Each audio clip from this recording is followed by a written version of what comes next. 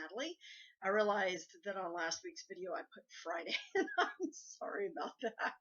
I will go ahead and change the title so that it reflects Monday, not Friday. Sorry, Quentin, not trying to step on your toes. I just got into the habit of putting Friday on all my videos because for the past few seasons that was my day.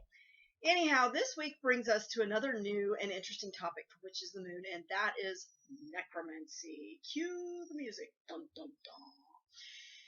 Necromancy, I think that this topic follows very well on the other topics that we just recently covered, such as servitors and mediumship, because necromancy, by its most base definition, is an advanced form of divination in which you are summoning the spirit of the dead in order to gain information from them. So, yes, you're actually physically summoning, either raising the corpse or summoning the physical spirit into your presence of said person. Now, there's a gentleman, he's quite amusing actually. His name is Irving Finkel, and he is the curator of the one of the curators of the British Museum. And he actually has a cute little blurby video on necromancy. I suggest you hunt it down on YouTube and watch it because it's short, but it's kind of cute. He gives a good explanation of an ancient practice of necromancy where you would dredge up the skull of somebody and you would cover it in use oil, and I'll cover that in a minute. And you would summon up this spirit into the skull, and then you would ask the spirit questions, and they are bound to answer you because the oil controls the spirit. I'm going to get to that in a little bit too. He describes it as being a practice that was carried out by the Middle Eastern peoples. However, Greeks also practiced it. Romans also practiced it. I believe that we as witches practice it in some form or other through divination. It may not be a physical conjuring of the person, and I think that that's what makes this necromancy a practice that is different from any other form of divination. The reason I think that necromancy follows so well on servitors is because in some people's practice of necromancy, they also use these spirits as servitors. They send this spirit forth to do their bidding as a cross or a hex to someone, to torture someone, to, create some sort of uncomfortable environment. And the fact that that yellow section of my wall is sticking out is bugging the people out of me. Partially because the wall's actually orange and it looks yellow in the camera. It's actually more of this color right here. Why it looks yellow, I don't know, but it's driving me bonkers. So, I apologize that I look askew today. I'm often askew. And in fact, if you're looking for some good information on the oil itself, I recommend you go to Shadow's Magic Place.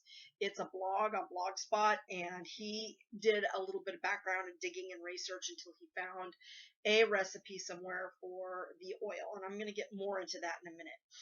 What I want to talk about in terms of a necromancy as a practice is that, again, it differs from other forms of divination because you are actually conjuring forth the spirit into your physical presence.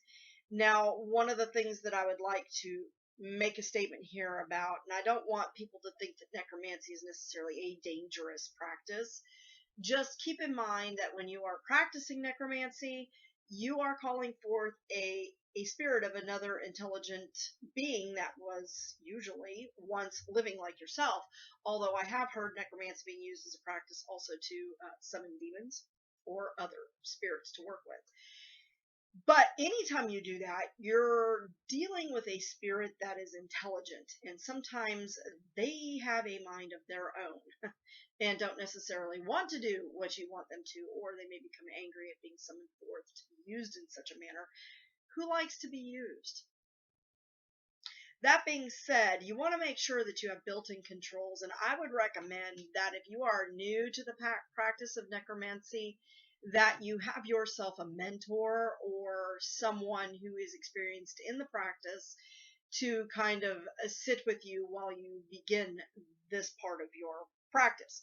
And in case you're wondering, yes, I made myself some notes. I went through and pulled things out of my grimoire and things that I had researched and other stuff that I came across while researching, because I research everything. But I put it on yellow paper. I thought that was kind of funny. I was just, because yellow is often used in cursing and hexing, just so you know.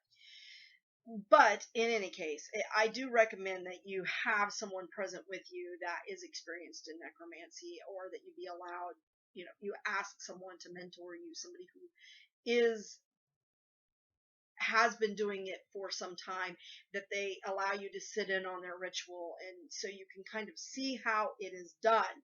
Now, going back to the oil, or Yusa oil, but then I found that this one for Yusa oil, and the girl who I originally found the site referenced Shadow's Magic Place, so I went directly to that page to look at where he got his resources. Apparently he is quite a practiced hoodoo practitioner, knows quite a bit about this stuff, does some research, and he had found in his research a recipe that actually listed some ingredients. He said it was very difficult to find a recipe for the oil. I know a lot of people make their own oils based on what they're called to do, and I don't necessarily think that that's a bad practice, but let me explain what he states. The herbs that were mentioned, that's really weird because I thought for sure I did write those down here. Oh, I did make some notes about, I am never sure how to pronounce this, if it's galangal or galangal, but it is a root, just so you know. It called for cypress and myrrh, which were used to call forth the spirits, asafoetida, which, again, I'm not sure I'm pronouncing that correctly, wormwood, which is used for calling forth the spirits, mullein, which he mentions is a hoodoo herb used for control. So the oil is a way to control the spirit once you call it forth. So again, for the Solomon's Heel root is something he mentioned you could use also, was also used for controlling the spirit. So those were for multiple reasons. One, because a lot of the ingredients are toxic. Some of them could have a very nasty effect on the skin. You could break out in a rash, but also you don't want to do any harm to yourself, since this type of work sometimes is used in crossing or hexing or calling forth a spirit to create problems. You don't want that to come back on you. So, use gloves, kids. But anywho, if you are interested in learning more about the practice, reprint in the interest of cultural diversity, whatever that means. It's available right now in hardback for only $13.77. You can get it in a softcover for $12.76.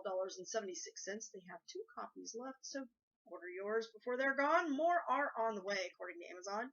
A couple of other good books that you might want to look into are the Grimoire Varium by Joseph Peterson. There's the Book of Black Magic by Arthur Waite, and Communion with Spirits, The Magical Practice of Necromancy by Hansen is also one that I would recommend. There are a few others, but for personal reasons, I'm not going to mention a couple of these books on here, so just personal reasons. Just know that there were a couple of things that I failed to mention. I'm sorry, I'm looking at my notes here, and I realized that a lot of people, when you say necromancy, the first thing that comes to their mind is the Necrocon. I can never pronounce this right. It's not Necronomicon. I know a lot of people are thinking that. But this is actually the Necronocomium, which is a Necronomicon. I can never pronounce this right. Necronomicon. That's it. Necronomicon. The Necronomicon, just to mention this, on down the line, and I think that causes a lot of people to dismiss this as a practice because they have Tom LaVey and an interest in witchcraft and the Satanic Church and all of that. A lot of attention was drawn to that, and Orson Welles did a movie in 1922 called Necromancy. It was also known as The Witching, and so, there was this big fascination with black magic and witchcraft and all of this stuff in the late 60s and early 70s that I think may have kind of skewed a lot of people's views on that. One of the things that I did want to mention is that in Shadow's Magic Place, in his blog, he talks about using the first pentacle of Saturn, and I realize some of you who are newer to the practice of magic may not know what that is. I would recommend that if you have already perused Timothy Roderick's Year in a Day, that you somehow acquire his second Year in a Day book, where he does talk about the Pentacles of Saturn, and that first Pentacle of Saturn is in there. So it's one of those things that it's used in a more advanced practice of magic. And so again, anytime you're dealing with another intelligent being of any sort, I would strongly recommend that you have someone with you during the practice. But there's a lot of information available. The internet, which can be our worst enemy, can also be our best friend. So I recommend you get out there and do some research. I recommend that you look into it very carefully before deciding just to leap in justice to the topic of necromancy in just the short amount of time that we have here on, which is the moon. So summoning forth the spirit. But when we do a lot of our ancestral work, I think a lot of times we are calling forth in some way, at least in spirit form, those of our ancestors in order to help us gain something. So I don't think it's a practice that's necessarily needing to be Hollywoodized and clothed in, ritual with people in black cloaks and they're dancing in the cemetery and all of that. It can be much, much more simpler than that, but that is what is typically done in terms of a lot of the rituals I have seen have been involving that kind of large ceremony with multiple people involved. I don't necessarily think that it needs to be that involved. And I don't necessarily think that it needs to be somebody that you don't know. Calling forth the spirit of someone that you do know may be a safer option, especially if you're simply wanting to gain some information, about a situation, perhaps a view on something that you think that this person may have some insight to. So that being said, that's my spiel. That. So again, trying to condense a heavy duty topic into 15 minutes or less, very difficult, but I hope that I have given you some sort of guidance as an introduction into the practice of necromancy. Thank you so much for watching, and blessed be.